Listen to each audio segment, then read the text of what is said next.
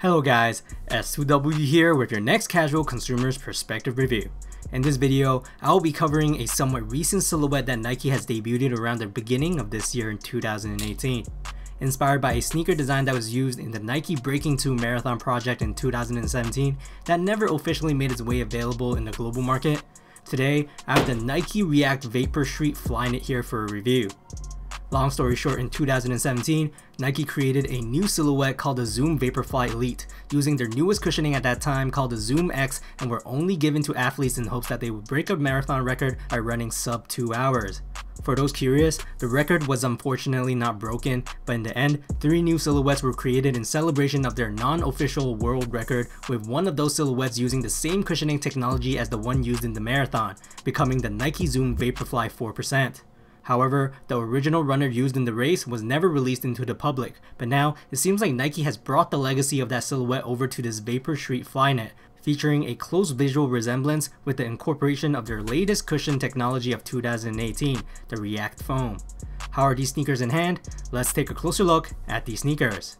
Now, looking at this silhouette up close, the overall construction is almost identical to the runner used in the Breaking2 Marathon, excluding the absence of the sock-hugging ankle collar on this new model. Visual-wise, like mentioned in its name, this Vaporfly Flyknit is street ready for that lifestyle casual vibe. It features a sleek and fast-paced aesthetic that pays tribute to the running achievement of the model used in the marathon.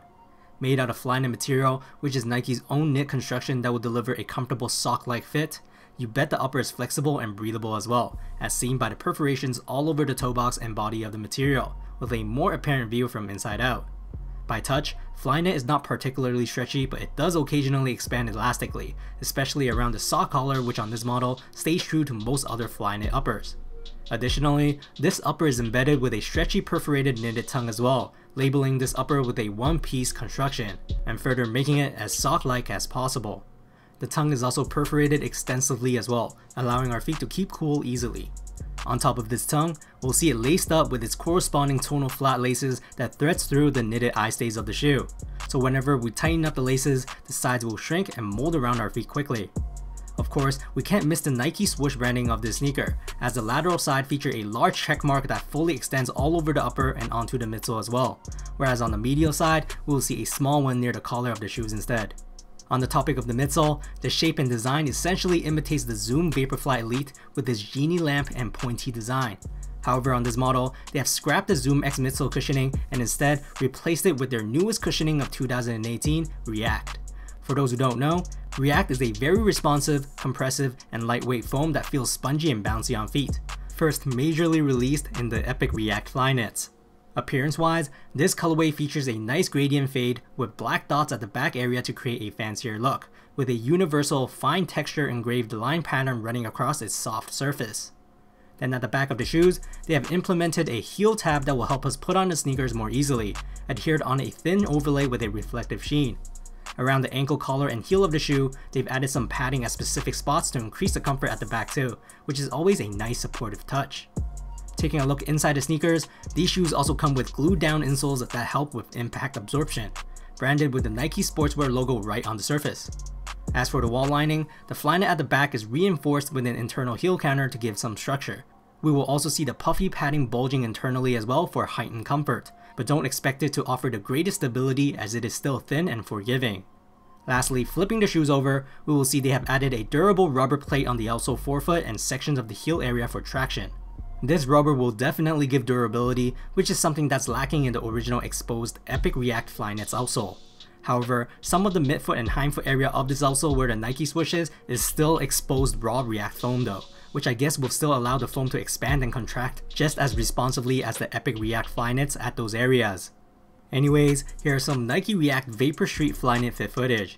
Sizing wise, I went true to size and they fit comfortably. Even though they look narrow, I had no problems wearing these at my true to size with wide feet. Comfort wise, I am genuinely surprised by its form-fitting fit.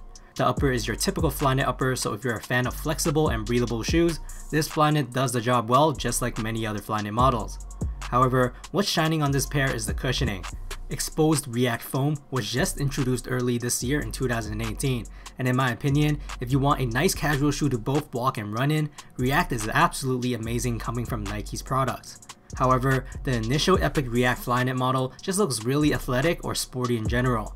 This Vapor Street Flyknit though can offer that casual or day-to-day wearability that a lot of people want.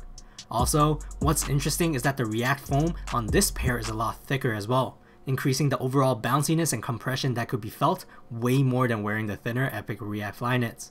Remember, the bottom of this shoe is also strengthened with a separate piece of rubber too, protecting the React material, whereas the Epic React Flyknit has its foam touching the ground directly, which I heard flattens out quickly, causing grip and durability problems.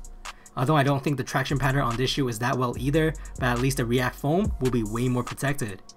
Also, this React Vapor Street feels very lightweight just like the Epic Reacts, and the way it's shaped in an angled position makes our feet propel forward that much more effortlessly. This sneaker is absolutely phenomenal. The only thing that I have mixed feelings is its visual appearance. This pointy elf-like look just doesn't seem right in my eyes. Appearance is different to each person, but I'm not a huge fan of this modern look just yet. In addition, after viewing this on feet, I started to realize how the React foam on this model crinkles up. So make sure you're prepared to see the midsole crease, because I know there's people out there who do not like that wrinkly look.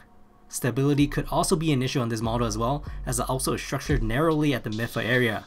Honestly, if you want a pair to run in, I would recommend getting just the Epic Reacts, because I believe this model was made with only walking in mind for the majority of its wear, which is what it's excelling at even with my simple and short on feet section.